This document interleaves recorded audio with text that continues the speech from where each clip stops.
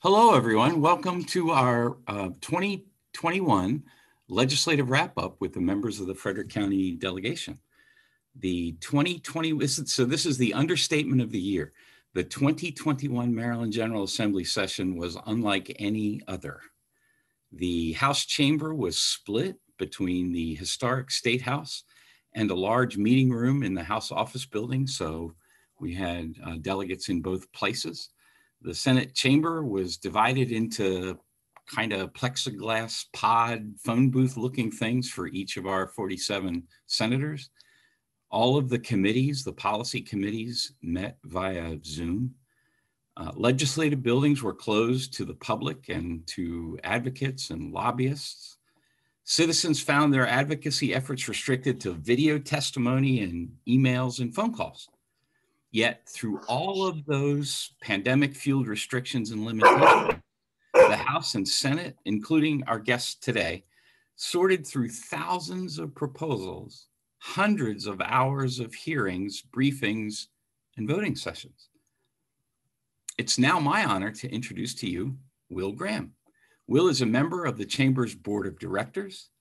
Wil is a member of our Public Policy Committee, our Infrastructure and Advocacy Committee, and a Chamber Ambassador. I don't know how Wil has any time for a personal life or his other business pursuits, but here at the Chamber, we're very thankful that we have a committed partner like Wil Graham to help us. And Wil, from his perch on our Public Policy Committee, has offered to moderate today's discussion and structured Q&A, and we really appreciate that. So without further ado, I'm going to turn the time over to Mr. Wil Graham.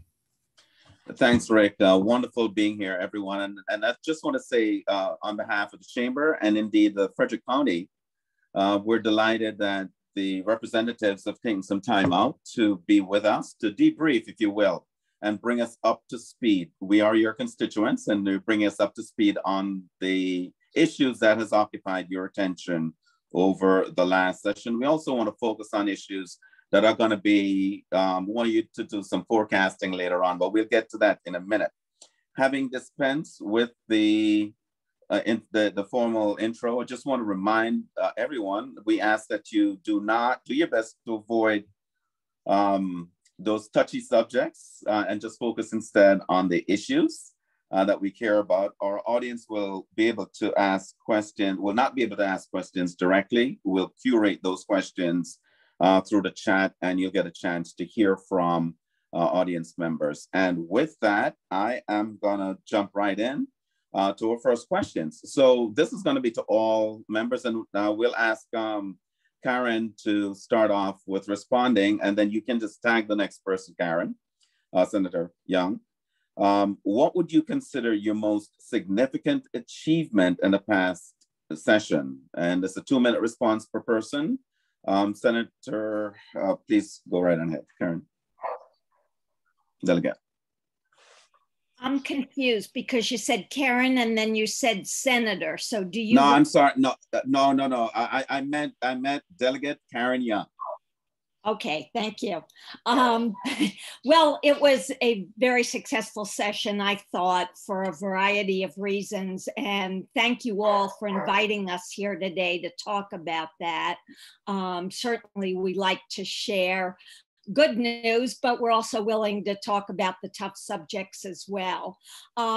In terms of successes, I have to talk on 2 levels. One, the session overall, where I believe our greatest achievement was pandemic relief, getting some relief out to our citizens as well as small businesses. In addition to that, we tackled some really tough subjects such as election law, police accountability, healthcare equity.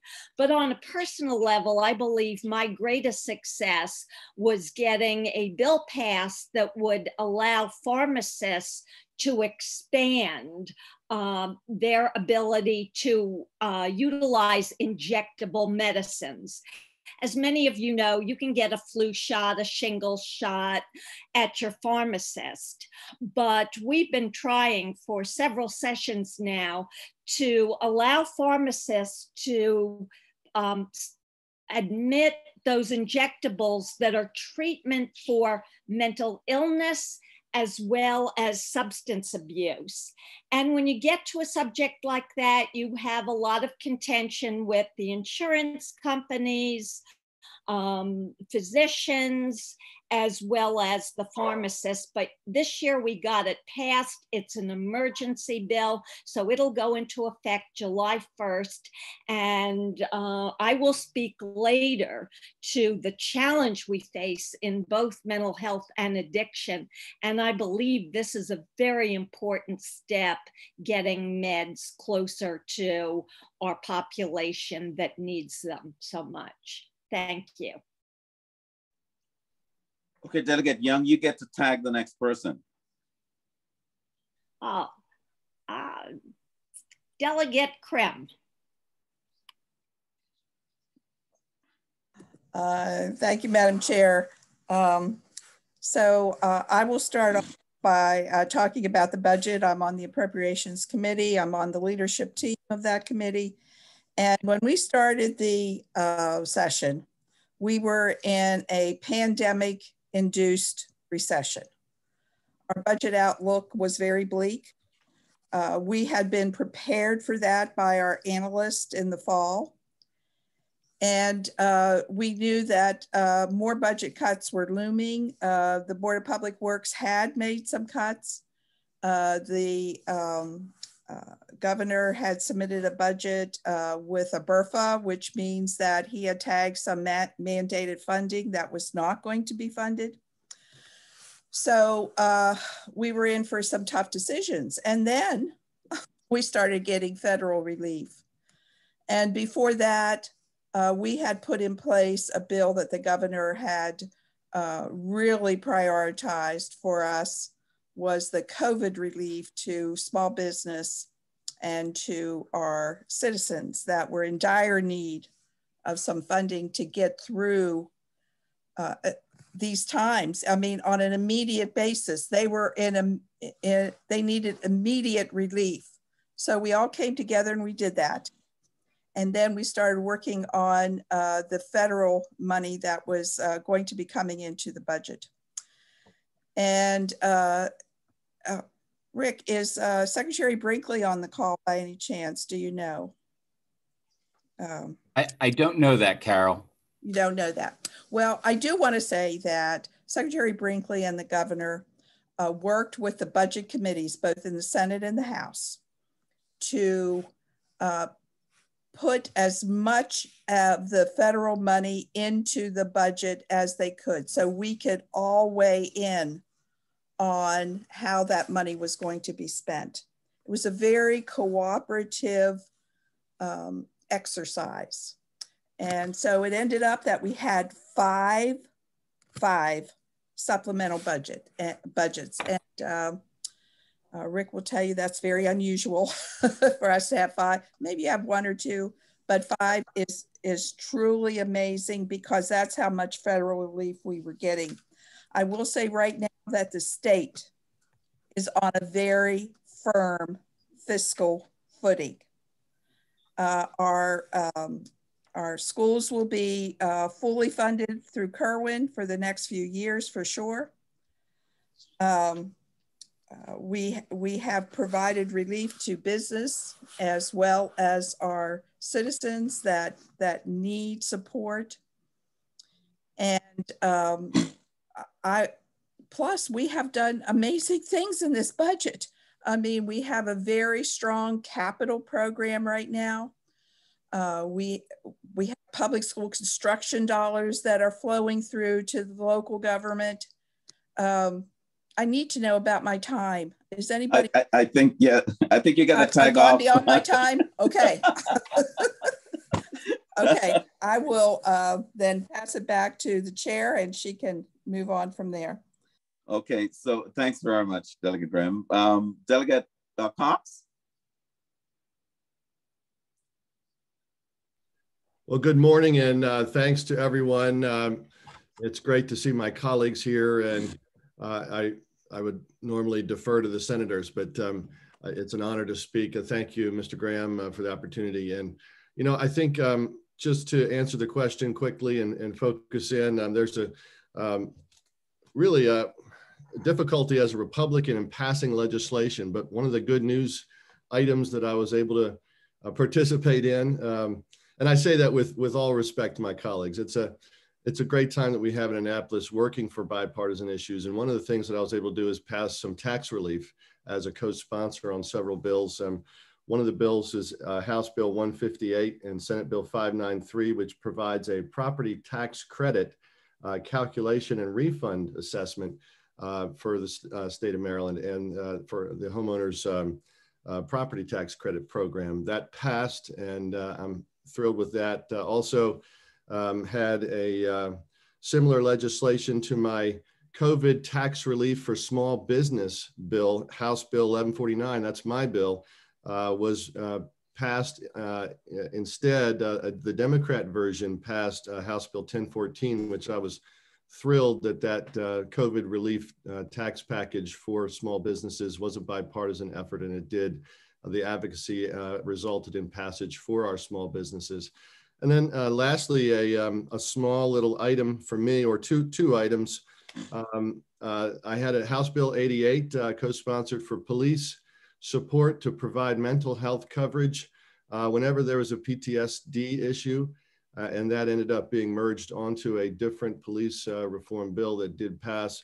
And finally, my amendment for helping farming businesses passed last year unanimously. And then because of COVID, unfortunately, on the plastic bag bill, that amendment, although it passed unanimously, was not passed into law. But this year, when that bill passed, that amendment was included, so it's now law. So farming businesses are exempt from the plastic bag ban for picking and selling on your property, which is, I think, very helpful for orchards and farmers. So it's an honor to serve you down there. I'm a fighter for small businesses as a small businessman myself, and I'm glad to be here for you. Thanks so much. Thank you very much. Next, we have Delegate Ken Karn. Yes, good morning. It's good morning to everyone in the chamber, and let's hope that this is the last time that we are forced to meet virtually. My fellow delegates have done a pretty good job of recapping the year in an overview, and I agree that I think our most significant achievement was everything we were able to get done under such adverse circumstances, how we were able to adapt and find new ways of engaging the public and working with each other to get some really important legislation done. Personally, I had two things I'm particularly proud of this year. One was a pilot program for insurance subsidies for young Marylanders making under $51,000 a year. These are people largely who just came out of college and are starting to work for small companies that are not so large that they can have employer provided insurance. And a lot of these young people make too much money to get federal subsidies, but not enough money to afford health insurance on their own. So what this bill will do is it will make subsidy money available to these young Marylanders so that healthcare is affordable. Another bill that I am proud of that the governor signed into law last week is property tax credits for small businesses affected by a state of emergency. And this bill will go into effect at the end of June. So it looks like, thankfully, it won't apply to this state of emergency, but for any future state of emergency declarations. This is enabling legislation that allows the city of Baltimore and all of the counties to provide property tax credit relief, both for property owned by the business and property leased by the business, if they've been economically affected by the state of emergency. And I guess we have gone through all of the delegates, so let me pass it over to Senator Young.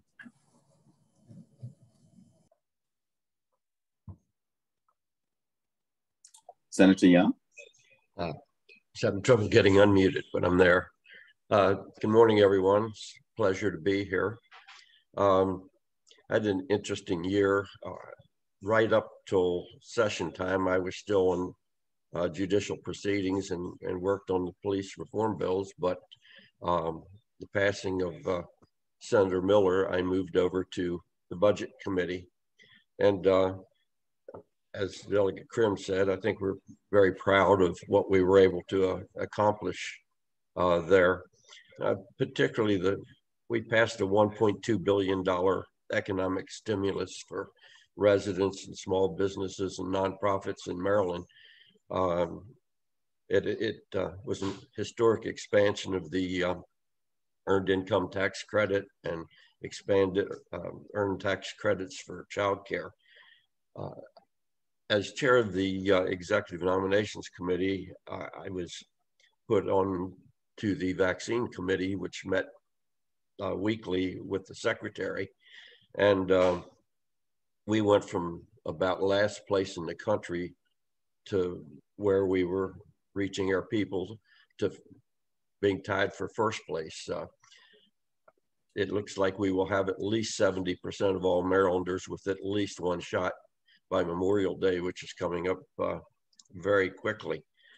But with federal help and a lot of work, we passed a balanced budget of over $52 billion that included quite a few things. We did $572 million in expanded testing, contact tracing, and vaccinations in Maryland.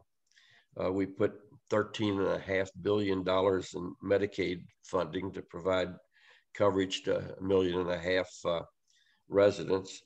We put a $1.6 billion to ensure the solvency of the Transportation and Unemployment Insurance Trust, $600 million so that we could safely reopen schools, which included $80 million for HVACs, for ventilation improvements with the COVID, $371 million to community colleges.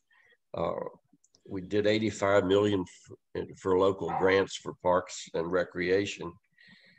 We have a very strong cash reserve. We should carry through with the budget in great shape for the next 2 years. And as Delegate said, the blueprint for Maryland is funded for several years in advance, and we can carry on from there. So all told, I think we did a great job with the budget. We had $4.5 billion in capital funds, which not only helps a lot of local projects, but it helps increase Maryland jobs. And we're doing pretty well in getting people back employed here in Maryland. Thank you. And thank you very much, Senator Young. I think I saw Senator Michael Huff come in. Yeah, I'm here. Okay, please go ahead. And you've got 2 minutes. Okay. All right. I think some of the biggest accomplishments. So for District 4, we actually have every municipality in Frederick County minus the city of Frederick. So, and a lot of those municipalities have aging infrastructure. So it's always important in my mind that I can help them out with infrastructure challenges. If you look at the city of Emmitsburg or the town of Emmitsburg, they had, there was reports of brown water up there and some of the issues they had. So we got them $1 million to ensure they have good, clean drinking water, fresh water up there, $1 million for a clarifier. We continue to put infrastructure money into Brunswick. We got another $500,000 for them to construct an emergency operations center. And lastly, I'll say the town of Newmarket. Newmarket had a streetscape done a couple years ago, which dramatically improved the downtown. But the problem was there were some drainage issues, and the town of Newmarket was laid out, much of it, around the founding of the country, including the drainage system. So we got them about $285,000 to help them with stormwater runoff. So that's always a big priority for me, is working to help the small towns that I represent, helping to get them funds from the state, because many times, as I said, they have very aging infrastructures. There is disparity across the county. Some of the municipalities that I represent are wealthier than others, but they all have their own challenges. Lastly, I was glad to partner with the Chamber on bringing sports betting to Frederick County. I know Long Shots, which is up at the Clarion Inn by the mall, wanted to be part of that legislation. The delegation endorsed legislation that I had in for Long Shots, and we ended up, and thanks to Senator Young, who helped us on that as a member of Budget and Tax, making sure that the off-track betting facilities are going to be part of that. And I think that's important for economic development because it's not just the sports betting revenue, it's people that are going to sit and eat and, you know, get food, get drinks, come to that area, and while they're there, go shopping. So I think that'll be an important economic development tool for Frederick County. Thank you. Thanks very much. We'll stay with you, Senator Young. Thanks very much for your input because we're going back up now. So the converse question to the first one is your biggest regret. Now that having folks sort of gone over the first few minutes in that, we just want you to tighten it, just highlight one or two biggest regrets. So go ahead, Senator Young, I'm sorry. Please start. Senator Huff? Which one you want, Young or Huff? No, Huff. We're okay. Going back up. Right? Okay. I would say the biggest regret I had was what happened to police reform.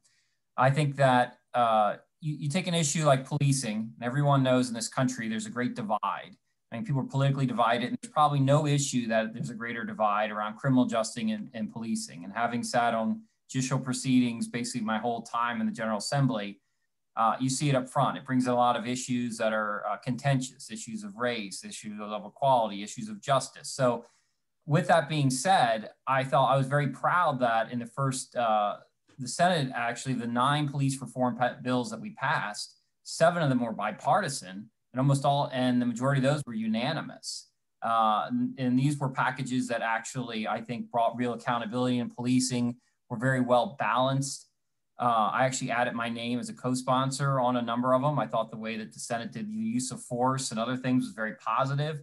Unfortunately, the bills got pushed very far to the left and they got unbalanced when it went to the House. So when they came back, I think what we ended up doing is be very bad for public safety. And I'll give you 2 examples why. One is the use of force standard is a standard that a police officer, when they have to make a split-second decision, if somebody has pulled a gun out, if somebody is hurting someone in the public, if they're attacking a police officer, if they're, a police officer has to make a very quick decision in order to save their lives or somebody else's life. And we have a use of force standard that the Supreme Court laid out. The state of Maryland threw that asunder and adopted a standard called necessary and proportional. We never define that standard. Usually when you pass a law, you define in law what that means, or you have the courts have an opinion. None of that exists. So now we've thrown our police officers in complete limbo. People that we have in the streets every day protecting us. You get 10 seconds. Sure. They're in limbo because they don't know what is allowed and what is not allowed. And my fear with that is that if police officers don't know how to do their jobs, then they're going to pull back. They're going to be in their cars. They're not going to actively police. And when you have police pull back and you don't have active policing, that's when you have a very negative impact on criminal justice. There's nothing that affects crime rates more than effective policing versus ineffective policing. Thank you very much, Senator Huff. Senator Young, the same question, your biggest regret. Thank you.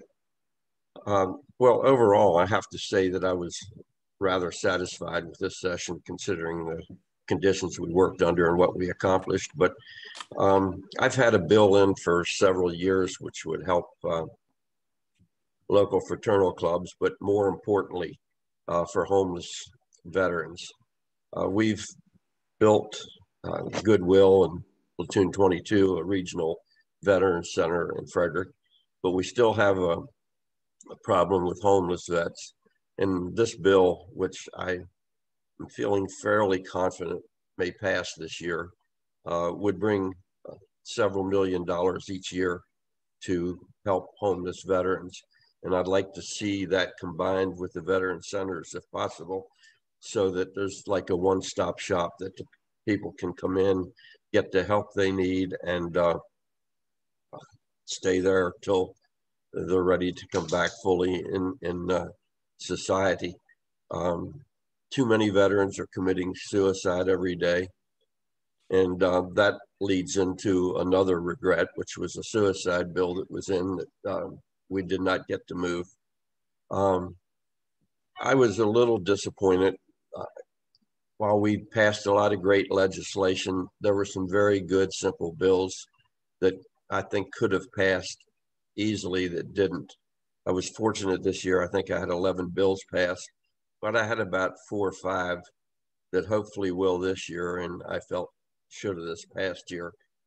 They were simple, wouldn't have taken much time, but I understand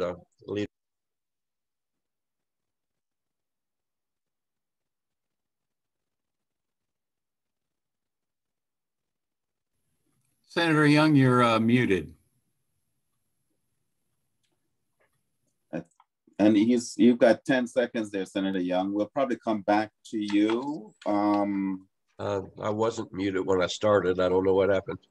Okay, that's okay. You want to close up, Senator Young, you're out of time, but you want to make your final words, courtesy of that? Did you hear anything I said? Yes, we did. Oh, okay. Yeah. Well, I just said my disappointment was that there were some things I think should have passed easily and didn't, but we'll bring them back this year. And despite some minor disappointments, I still think we had a great year. Thank you very much. Delegate Ken? Well, I introduced 6 pieces of legislation this year. 3 of them made it through both chambers and to the governor's desk. 1 of them made it through the House, but not the Senate. But I think my biggest disappointment is a bill that I had in the House and Senator Young had in the Senate. It has to do with seizure-safe schools. And what it was one of those simple bills that that Senator Young was referring to that we thought would be an easy pass. We both worked on it constantly. We worked with all constituencies. We had over 50 local and national supporters write letters of support to the subcommittee where the bill was assigned. And what this bill simply says is that all the public school teachers, bus drivers, people who work with children should be trained so that they recognize when a child is having a seizure. And they know what to do immediately, how to respond to that. And I think this year we did make a good deal of progress. I think we found out where the opposition is, what the opposition is, and where it's coming from. And we're working over the interim here to with the opposition constituencies. And I think we'll get it done this year. Thank you very much. And next we go to Delegate Cox. Well, my biggest disappointment is that, as we know, we came through one of the most difficult years for small businesses in the history of our great state. And Maryland lost over $2 billion in revenue just in the restaurant industry alone. 40% of those restaurants were on the threat of closure. In fact, a liquor contact of mine indicated that of his 850 restaurant contacts, 700 closed, and of those, only about 25% have reopened as of this week. We lost 27% in our state revenues last year. So my bills to end the state of emergency, to help our businesses, HJ2, to then rein in the overreach HB 17 called Consent to the Governed Act. This is to bring a reasonable and balanced approach to protect our businesses, much like my litigation outside of the General Assembly that resulted in restaurants being able to open in 2 counties up to 50% when they were practically not allowed to operate over the holidays. But that just didn't amount to anything in the legislature, unfortunately. But I will say that the bipartisanship to try to bring that relief was at least something that I was proud of to see happening. But then, looking at the scope of where we go from here, we're still under a state of emergency. Our businesses are still hurting. And so this is an issue I hope to continue to work on. It is an issue that I think draws us together, particularly my bill that did not pass to ban vaccine passports, where you can't buy and sell or provide contracts either with the state or federal government unless you force your employees to accept an experimental vaccine. These are things that are personal choices for our bodies that need to be respected. And certainly our business climate has been through so much. The last thing we need is to put additional regulatory burdens such as that on them. So we'll keep fighting for that. And two little small things that I would echo, Senator Young and Senator Huff. Delegate Fox, you're out of time. Okay, I'll end there. Thanks. All right, Delegate Karn. Okay, thank you, Mr. Graham. So I don't like to concentrate on the negative. I thought we all did pretty good. We were cautioned at the beginning of the session not to put in a lot of bills, that we were going to have sort of a restricted environment. I think we did the best we could under the circumstances.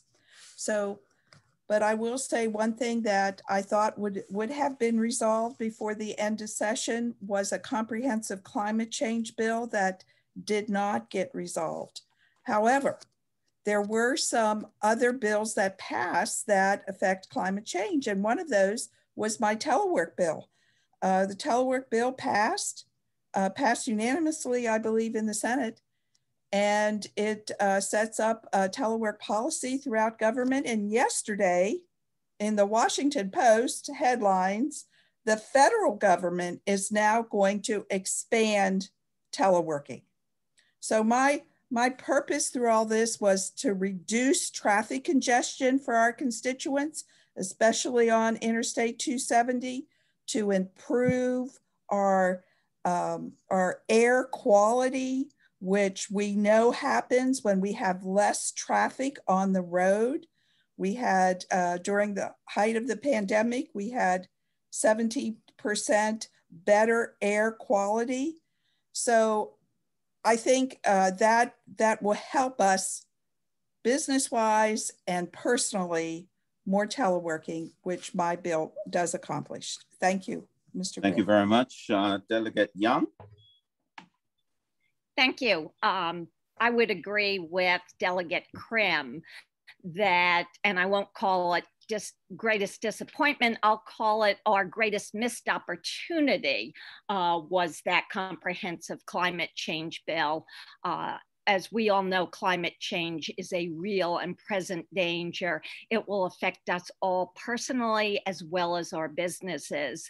And I believe that greater compromise could have been reached. On a personal level, I had a sexual assault bill. That idea came directly from a constituent, which a good deal of my bills do come from. She had been sexually assaulted. She attempted to prosecute the case. It was denied, and she never knew why. So in addition to the trauma of being assaulted, she didn't have closure because she didn't know why. So I called the acting chief of police of the city of Frederick at that time, where I get a lot of input and expertise on policing issues. And he said, this is an ongoing problem. Very few cases do actually get prosecuted. The victims come to us and want to know why. We don't know why. And so I worked with the state's attorney's office, as well as an organization that helps protect and defend victims of sexual assault. And we worked out a compromise that would require within a certain period of time that a representative from the state's attorney's office contact the victim and explain the rationale. As I mentioned before, very few cases get prosecuted because the bar is so high and because victims are reluctant to report because they suspect it won't go anywhere or it's very traumatic for them to testify. It absolutely flew through the House and it never got to a vote in the Senate. I suspect it was because the Senate Judicial Committee was overwhelmed with the issues they were faced with this session, but so were their partners on the House side.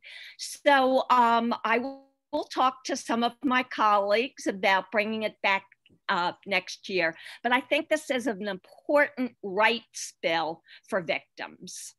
Okay, so Delegate Young, I'm going to ask you to continue with about another minute or so to talk about the third question. If you had to pick just one major policy issue or topic to focus on in the 2022 session, sounded like the assault bill is in there. So I give you about 40 seconds to do that. Okay. I'm going to be focusing on mental illness issues as well as substance abuse issues. We have a major crisis. We've all said it before. It's been developing for the past decade or two. The war on drugs has been a failure. 80% of all individuals with addiction problems also are facing mental illness, and the pandemic has just quadrupled the problem. We need to take a new and innovative approach. The American Medical Association has recently come out with new guidelines, and given those guidelines and the fact that I sit on the Governor's Commission on Mental and Behavioral Health, so we're always getting new information, gives me a good platform and resource to advocate for those issues. Very good. Thank you very much. We're going to mix it up a little bit. I'm going to go to Delegate Ken Karn. You're going to go with the same question here. Looking at the 2022 session, major policy issue or topic. Well, like Delegate Lewis Young, I serve on health and government operations. And so a lot of the policy I focus on is healthcare related. I've been appointed to the Oversight Committee for Nursing Homes and Assisted Living Facilities. So I'm looking at some elder care issues. The regulations that guide those institutions have not been updated since 2008. So there's some modernization that needs to be done with elder care. And I've also been asked by my committee chairman to be the committee go-to person for cybersecurity. So in the interim here, I'm getting up to speed on cybersecurity issues. Very good, thank you. And we go to, let's see, Senator Young. All right, thank you again. I'm going to try to concentrate on two main things this year. Two delegates brought up the climate change issue. I think that has to be one of the top, or the top issue for leadership, and it didn't move through. You know, we have to protect our state's biodiversity. We need to conserve the land we inhabit. I co-chair a agriculture land preservation committee, and we're trying to protect more land there. We need to reduce the greenhouse gases greatly. Part of the bill was to plant 5 million trees, which would go a long way towards addressing those issues. We're looking at providing more electric buses and vehicles and zero energy schools. So we really need to go back on those things. And then the other issue, this is going to be my last session in the legislature. I want to bring back all the money I can to Frederick County. Awesome. I think that we have some issues here. We've done well in the past, but I really want to concentrate on some major funding projects. One is dear to Delegate Krim, and that's transportation issues. But every area I can to ensure that Frederick County's getting a strong fair share and that we can do well there. Thank you very much. Delegate Cox, you have 3 minutes. Thank you. And before I talk about the primary issues, I think I wanted to touch on 2 bills that I meant to mention were disappointments. The sex offender bill I had in HB 847 to protect our school children. It has bipartisan support. Unfortunately, it didn't make it through this year. I'm going to hopefully be able to bring that back and protect our children from registered sex offenders, living within 1,000 feet of a school. This is something that about 46 states have. And unfortunately, it didn't make it through this year, but I think it stands a good chance to get through. It's certainly a bipartisan approach. And then also the David Perez Military Heroes Act, N22 a day, as Senator Young mentioned, my bill on that point is also bipartisan. So I'm hoping that those can advance. Certainly our veterans deserve that. But the primary issue I want to focus on is to roll back these regulations on businesses. And interestingly, even though I sit on the Judiciary Committee, one of the things, and Senator Huff can attest to this, that we review is a lot of the administrative code and the regulatory criminal code. And interestingly, a lot of these laws currently on the books directly and heavily regulate our businesses. Just look at the pandemic this past year, and you can see all of the stress put on our small businesses by added criminal and administrative regulatory burden. And that's a project that is bipartisan. It's something that has to be done. There's quite a bit of interest for reducing, and I'm a law and order guy. I support our police reform. Should not in any way harm our criminal justice efforts. But in this case, we have a lot of heavy regulatory burdens on businesses that include criminal threats, and that needs to change. We need to roll those back. I'm excited to work on that, as I've been doing the last couple of years. But I think this year, with hopefully with the COVID issue behind us, we'll have opportunities to move forward and to strip out some of these arcane provisions. You have 1 minute. So with that, I'm looking forward to doing my best, bringing back the bacon, as we heard Senator Young said, is a priority. We've done that. I was thrilled to do that with Mount Airy and Senator Huff last year, and Emmitsburg obviously this year. But we're going to keep working to make sure our businesses are protected in each of our environments. Thank you very much. Delegate Karn, 3 minutes. Mr. Graham.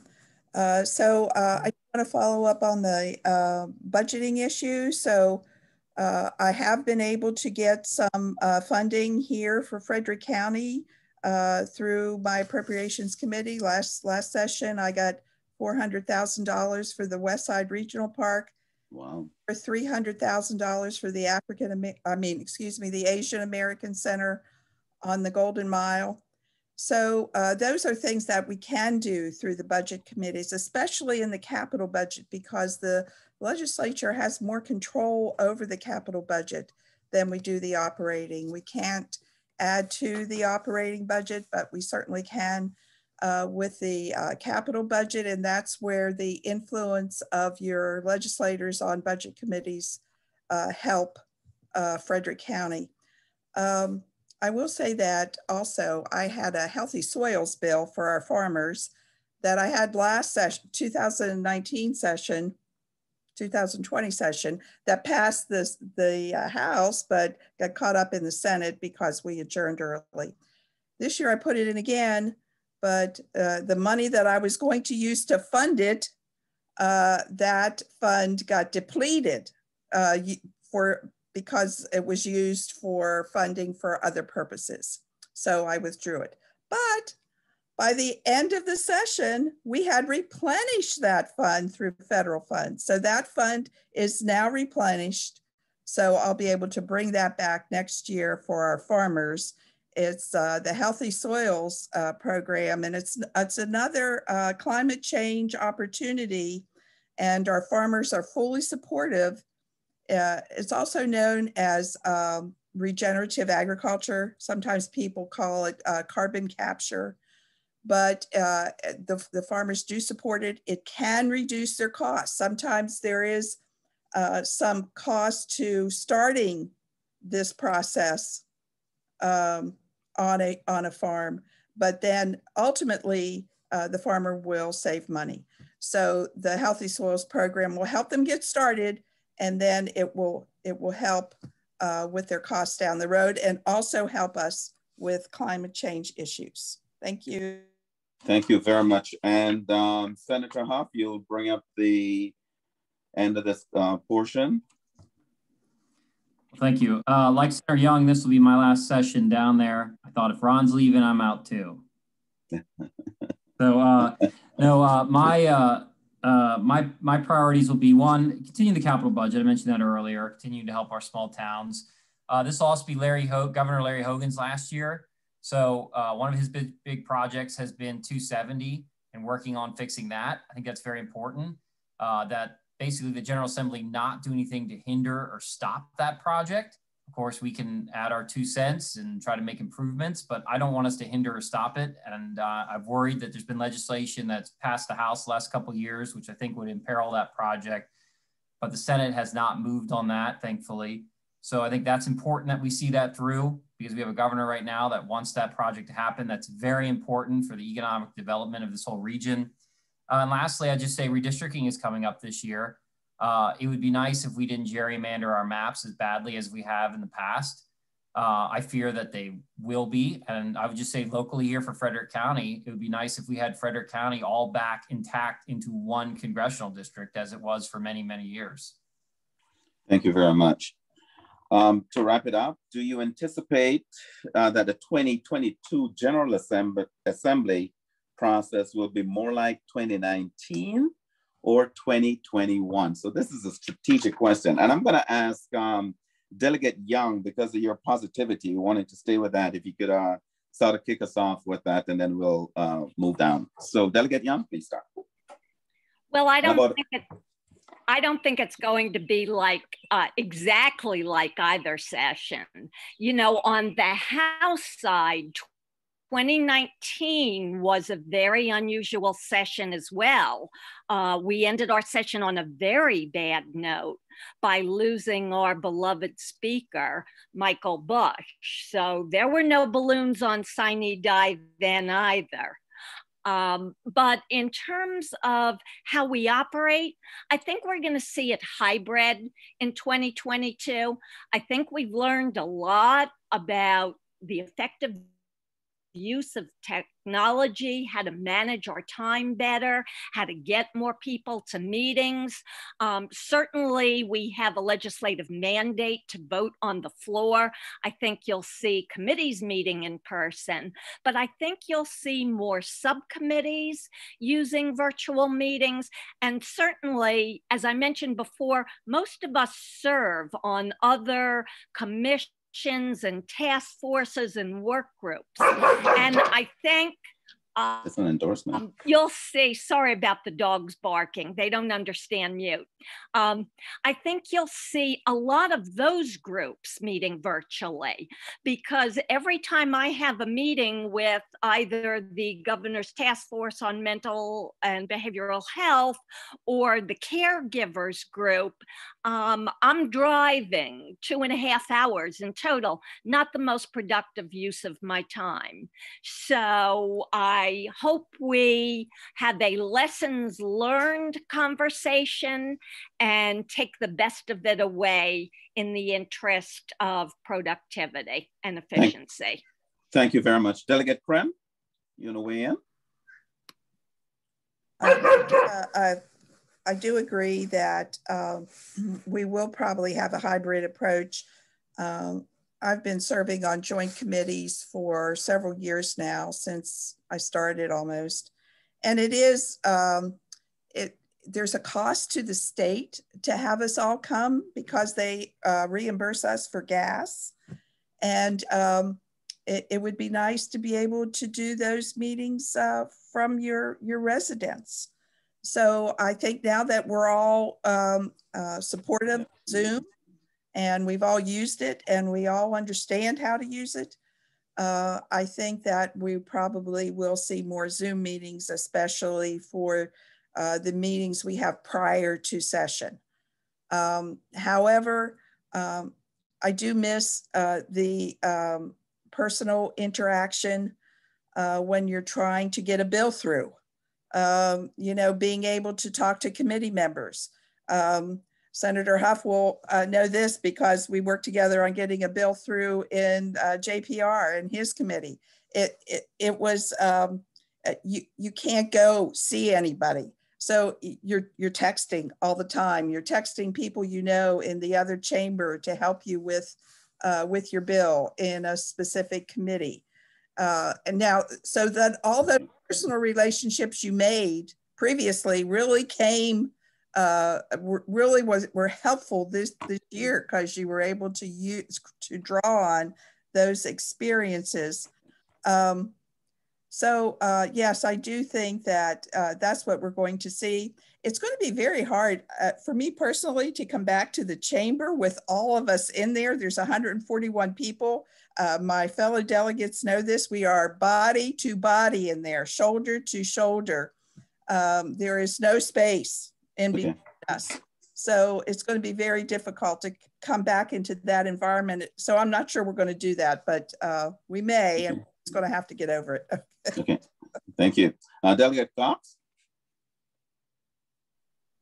Well, thank you. And I think the speaker has done a good job of navigating the problem, though, that I see that we need to fix for next session that I hope is addressed is in the Constitution, Article 3, Section 21 says that whenever our House is in session, it says that the doors of each House and of the Committee of the Whole shall be open, except when business is such as ought to be kept secret. So under the Open Meetings Act, obviously there are some potential secret meetings or confidential meetings, but that's not the issue. When we had this session, the last two sessions, unfortunately, the public was not permitted in, both in committee and in observing and listening to the debate on the House floor. So I think we hope to see that change as a Republican Party. I know that that's a big concern, that our businesses can come in and have their voices heard. I'm all for Zooming because of the fact that we're from Frederick and it's a 2-hour drive. So that's really helpful as a legislator. But at the end of the day, our constituents need to have the opportunity to come into our committees and to present themselves with open doors and open hearts and minds to their thoughts and their needs, so that we can make sure our businesses have the employees they need to get back to work and move forward in the right direction. So that's what I'm hopeful for, that we can come together and make that happen for our constituents who vote us in. Thank you. And the question again is, do you anticipate that the 2022 General Assembly process will be more like 2019 than 2021? And Senator Young and Hoff, you're next. Senator Young, please. Well, I think it might be more like 2018, because the last two sessions have not been normal at all. Of course, we're going to have a new normal.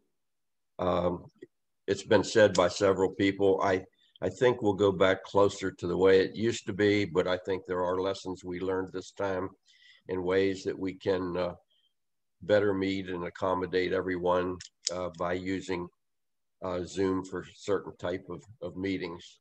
But I think that we will be back to more normal. And I don't want just the businesses to be able to come in. I want everybody to come in. We're here to represent all the citizens, and everybody should have opportunity for input. And I think we can do much of that via Zoom, but there's nothing like the in-person meetings in your office with your constituents, from people with individual problems to people with business problems. When you can sit face to face and establish a relationship and help work out issues, I think it's always better. Thank you, Senator Young. Senator Hoff? Yeah, I'd concur with what Senator Young said. I think it's going to go back to mostly normal, but I hope that we bring over the best practices. So for example, we put video cameras now in the Senate. That was for years and years trying to force us to do that. So that's good. Now it's transparency. You can watch the legislators. I'm not sure if anybody watched last year. You could just see a bunch of people in like boxes is what it looked like, but at least you could see something. We put in a bill cap in the Senate that you couldn't put in. I think 25 bills was the total limit. I think that was positive, and I actually think that we want to strengthen that even further. Some talks I've had with some Democrat chairmen, and they would like to even maybe take it down to 20 or 15 or lower, just so that we're making sure that we're prioritizing, because session's very short and it's very hard to get through everything. And lastly, I think it'll be positive. We can get back to being around each other and talking and working things out that way. I mean, you said a perfect example. Delegate Young had a bill, sounded perfectly good. It's just we have so much at the end. If I had been able to run into her in the hall, she could have said something to me, got on the voting list. Whereas I did talk to Delegate Krim, she said something, I got on the voting list. So it's just, there's so much happening at the end of session. Everybody knows this. The more that we can be around each other and talk, we can work things out. Very good. Thanks very much. And I think a number of you have touched on the essence of this final question before we do our brief. And so I ask you just to be very succinct and or even to amplify a thought that you or a thread that you've been reflecting on. What are your thoughts about the changes that were implemented?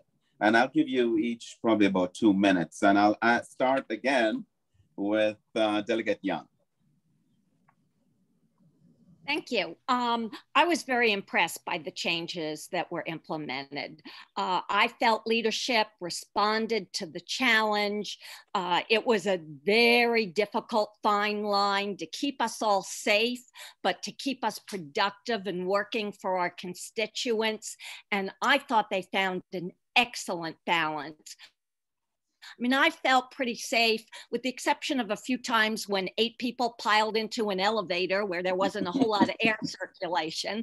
But, you know, other than that, I am amazed at just how well those precautions that were put in place. And I think that it's a lesson for all of us. It's certainly a lesson for business. You have to be able to pivot.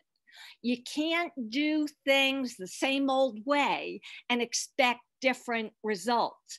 And in fact, when I look at our business community and make observations about those who successfully navigated the pandemic, they were very quick to innovate, to understand the needs of their customers, to understand how they deliver their product or service differently in a safe manner.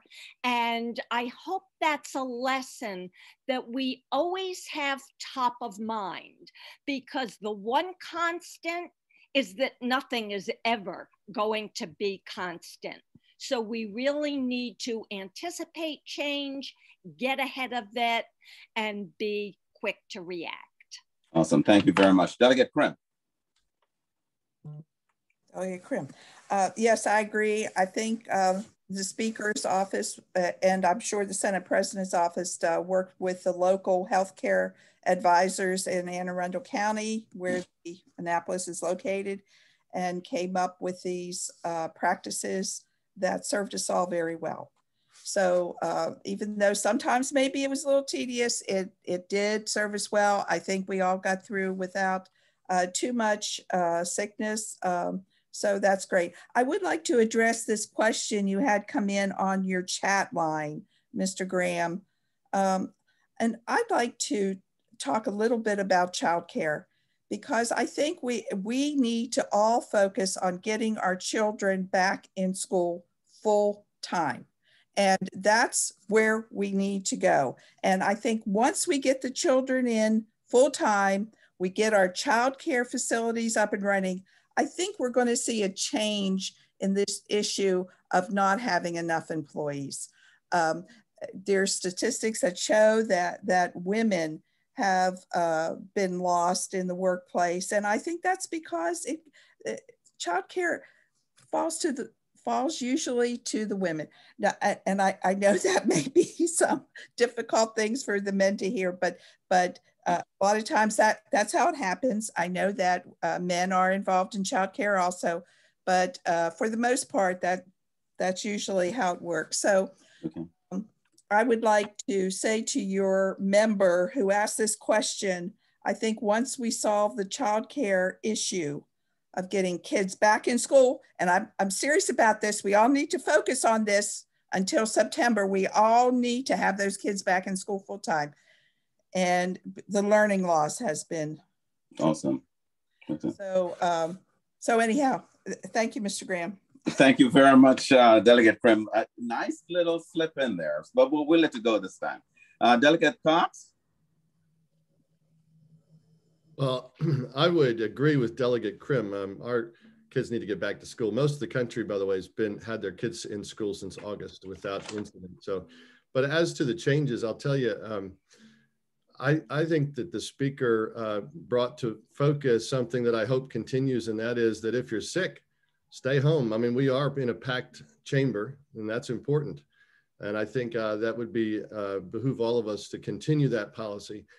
What I would like to see different is that this is the people's house, and we should never block them out. In my opinion, if you are a delegate or a senator and allowed in, then why the heck shouldn't the public have the same access to as the Constitution mandates? So I hope we can get back to that. That would be an important step in the right direction, I think, to make sure that we follow the Constitution. And I know that's the intent of our leadership, but practically the way it worked out, I'd like to see that change, and that we move forward to make sure that your businesses have their voices. Because I'll tell you, when everybody shows up in committee and there's 100 people waiting to testify in a committee, and they're there in person, it really matters to all of us, because we can hear the tonnage, we can see the issues and the concerns that are on people's hearts. Okay, so thank I'd you. like to get back to that.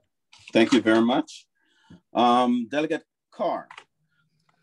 Thank you, Mr. Graham. I wasn't called on for the last question, so let me try and address both of them at this time. Sorry about that.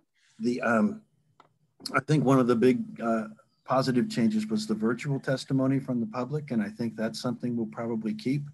As Delegate Cox said, when someone takes the day off work, drives to Annapolis, parks out at the Navy Stadium, gets the shuttle bus, comes into to the State House, comes to the office building, spends the whole day sitting waiting to testify for 3 minutes on a bill that's important to them, it really makes an impact. That's a big commitment, a big sacrifice. But not everybody's in a position to do that. So being able to allow the public to testify on issues that are important to them virtually was a good thing, and I hope we keep some of that. Also, we stream subcommittees and we stream voting sessions this year. That hasn't been done in the past, and I think that that's something that we should retain. And any interim briefings, as Delegate Krim said, especially when you get toward December, and we passed a bill that requires someone to give us a report by the end of the year. They have to come in and present their report to us, which means we all have to drive to Annapolis, and we can continue to do those virtually. But as Senator Young said, these last 2 years haven't been normal, and Delegate Cox and I have yet to experience what a normal year looks like. So maybe we'll get closer to that this year. Thanks. Thank you very much. Senator Young? Yes, thank you.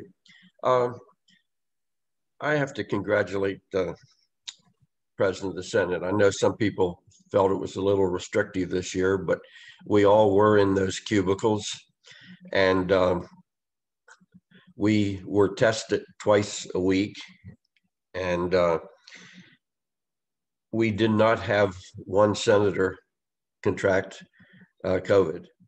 Everybody was there all the time, and his requirements were a little tougher, but it worked out. We were all there, we got things done, and I think it was very helpful.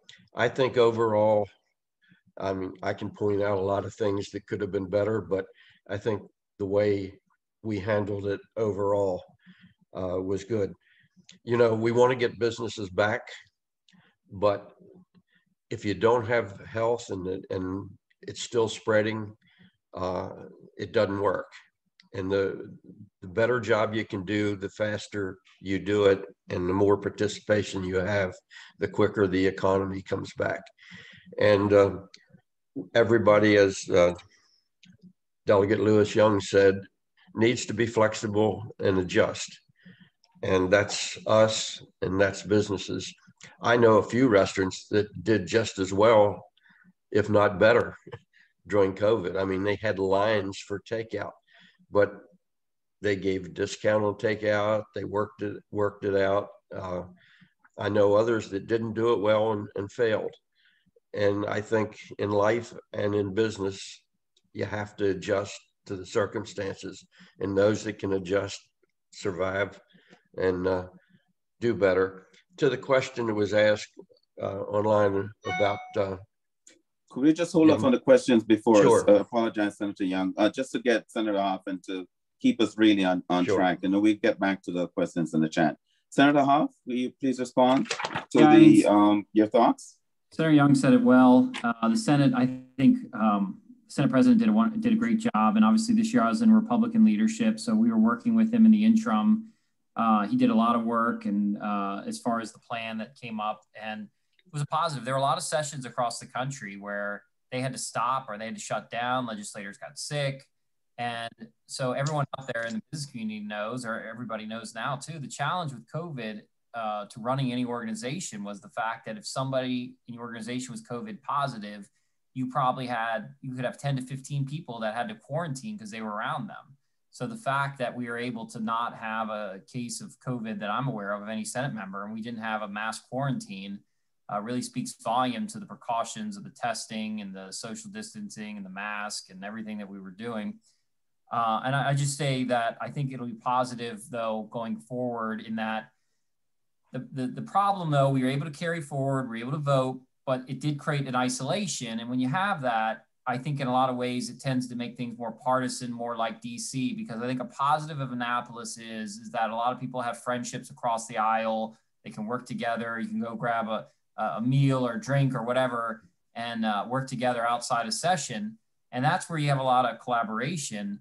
And obviously we lost that this session, but I hope that returns going forward, because I don't want to see Annapolis and the Capitol, which is sort of becoming is more partisan and more like DC. Okay, good.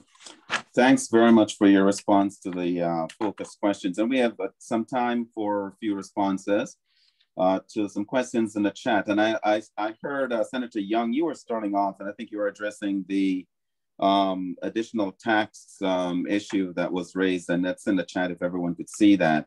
No need for repeating it. But can you speak to that first, and then I'll ask everyone probably about 20 seconds of response. What I was addressing is getting people back to work. Delegate Krim and Delegate Lewis Young brought up the women and the children. That's a big factor. We need that help to get women back in the workforce, and they want to get back, but they have to think about their children first. Another thing that's brought about that I think is a positive is that some people have had to raise some wages to get people back, and it's needed. There are too many people that work full-time and can't make it. And so I see companies that have raised wages to draw employees back. And the third thing is the help that's been given doesn't need to be eliminated, but it needs to be more targeted. It needs to be targeted to those that really need it. I mean, I don't think anybody will disagree that somebody should be staying home because they make more than they do if they're working. So that's a balance of paying better and not paying too much to stay home. So there are a number of issues there that need to be addressed, and won't get into it deeply, but immigration is another one. There are so many people retiring every day, baby boomers. We need a workforce, and part of it is what's been brought on by this, and part of it is real. We don't have the employees for some jobs that people will do that other people won't do. So we really need to look at it comprehensively and balance the whole thing. Okay, so let me read a question from the chats, and this is to all the delegates. The question is the 21st century economy sales tax. As a small business owner, I'm now saddled with a sales tax on software that I need to run my business, including Quicken, TurboTax, CRM, SurveyMonkey, Zoom, Microsoft 365, Windows 10 personal software for coaching, Podbean, Wix, a research site, and sites in LinkedIn. So the question is, why did you think it was necessary to add another tax on businesses this year when small businesses are fighting to stay alive.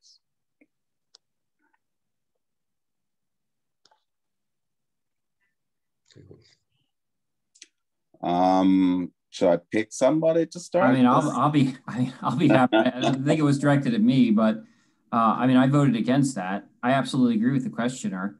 I think I don't think we should be raising taxes at all in Maryland. Maryland is already a very high tax state. If you run a small business in Maryland, with your income tax level, we actually tax you higher than corporations. I know there were years ago in the Senate, we actually went and tried to remove and bring down that rate because of that fact and that unfairness. But I think it was terrible. There was $250 million in tax increases this session. And when you go after, first off, during COVID, we taxed Netflix and streaming services, what people are sitting at home watching. And then on top of that, we taxed digital advertising, which companies use very much. I think that was terrible. And it was laughable that the General Assembly said, well, we put in provisions so they can't pass this on to consumers. With all due respect, that's not the way the market works. When you increase a tax, when you increase a fee, the business will increase that on the customer. That's just simple economics 101. So I think it was a really bad thing the General Assembly did in the middle of a pandemic to do that to small businesses. So okay, thank you very much. Delegate Young, can you weigh in, please? Thank you for the opportunity to respond to that. This is another one of those questions where there's a very delicate balance. Somebody perceives they're being hurt while you're helping somebody else. First of all, let me say our entire tax system needs an overhaul. And this is one area because we have some services that are and goods that are taxed, others that aren't. And so we are trying to achieve some equity in who gets taxed.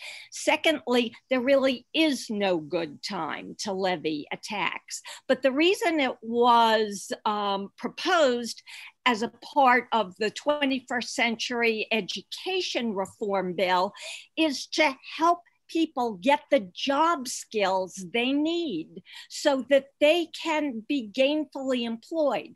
And this relates to the other discussion that was going on in the chat about why don't we end unemployment? It's just not that simple.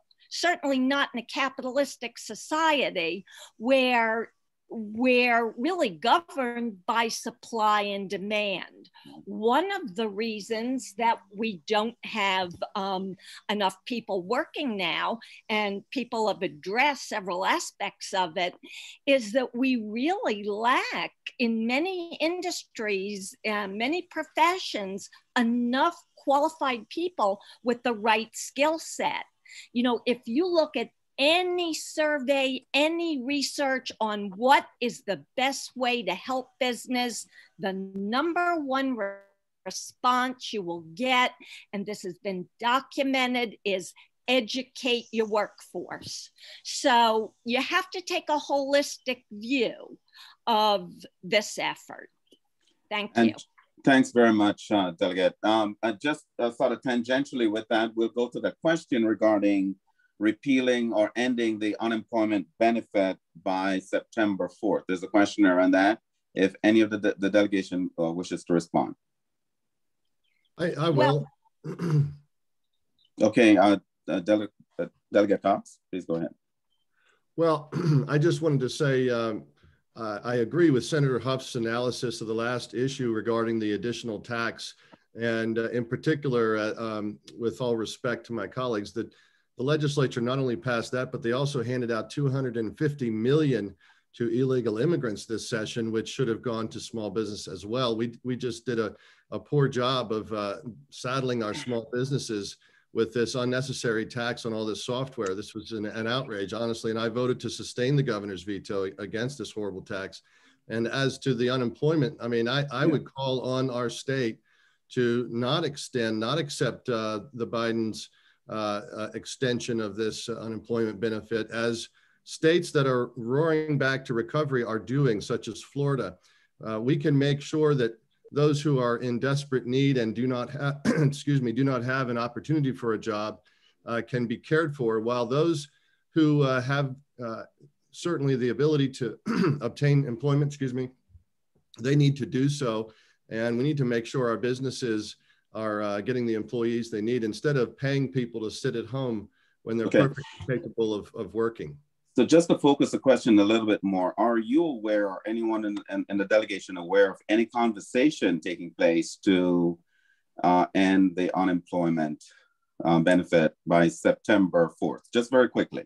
Well, I have called for that to end sooner than that, because this summer it's a crucial time, and we've got states like, we have competitor states ending it right now, and so I understand it. So we want to hear. Can we get some other responses from others as well? Sure. Is there anyone else who is aware of this conversation? I'm willing to speak up on that. As far as I know, there is no conversation about ending unemployment. However, I have heard that there are conversations about ensuring that people that are continuing to receive it are actively involved in a job search. Okay, thank you very much. I would like to speak on that also. Please. Many of these people who are on the Zoom call this morning, I'm talking about the legislators, have been bombarded from our constituents about problems with getting their unemployment benefits. We are just now working through all those problems. My staff and I speak on this on a regular basis. How many people are we still trying to get through the system? There have been people who call and get no response. And we have to step in as legislators to try to get them their benefits. So these people are struggling. They don't have enough money to pay their bills. They're depending on getting this unemployment to pay their bills. So to start talking now about stopping all of that when these people are just now getting on the right track, I think is the wrong direction. So that's the first thing. Secondly, I think that when I talked about the childcare issue, I think we have to get those businesses up and running. People talk about places that are roaring back to business. I'm going to say that those kids are in school in those states, or those child care centers are up and running. We have to do that first before we can see the benefit in our workforce and even talk about doing anything about unemployment, because right now we're just now getting through all the problems that have been associated with people getting their unemployment benefits. And I will challenge anybody on this call to say that they have resolved all of their constituents' unemployment benefit issues. Just before responding to that challenge there, that very bold one, Delegate Krim, just to hone in a little bit more on the unemployment issue, because it is a real issue facing small businesses. So then just sort of think outside the box, what needs to happen? Because the businesses are facing a real issue of getting employees because of this benefit. It's better to stay home, with getting some money. And I know everyone isn't getting it, but for those who are, it's easier for them to stay home. But so what is going to be done to help resolve that? I don't know if there's been any work group formed in order to address this issue, but Mr. Graham, that is your take on it. My take is we got to get the children taken care of first. Mm-hmm. And then we're going to see more people, especially women, back in the workforce. So that's my take on it. And I think come fall, if we all work and make it a priority for everybody back in school, for every child care center up and operating, I think you're going to see that this problem takes care of itself. Appreciate that.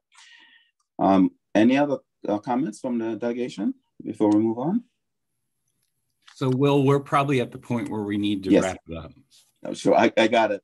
Okay. Thank you very much. All right. That's certainly a spirited conversation, and I'll turn it over to you, Rick, to tie a bow and send us on our way. Great. Thanks, Will. And you did a great job. Thank you very much for stepping up to volunteer. This isn't an easy thing. There's a lot of pressure trying to make sure that we give equal opportunity and a fair path for our legislators to communicate with our members. And at one point on this call, we had over 70 members listening to what you have to say. So please know that our members are interested in what you have to say. I just want to share, my personal perspective with all the work that you've done in the prior, 3.5 years or 3 years of your service, but particularly this past. I've been incredibly impressed, and I've communicated with all of you, including our 2 delegates who weren't able to be with us today during the course of the last couple sessions and the last session in particular. I'm always impressed how you are able to take obvious ideological differences because of your partisan affiliations and focus like a laser, all of you, all 8 of you, on issues that really matter to our county, our communities, and our collective interests. So we know you're going to argue about things like UI benefits and extended UI benefits and that effect on returning employees to, we know that, and that's understood. But I've watched all of you, all 8 of you, set those differences aside to deal with issues that are specific to this county, and I deeply respect and appreciate that.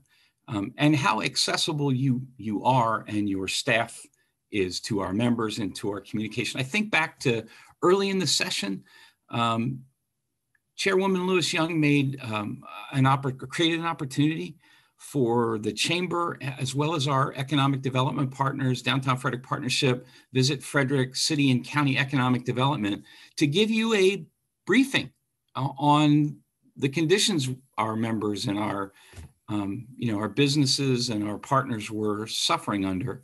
And now we've taken that briefing and we've given it to the county and to the municipalities and Rotary clubs.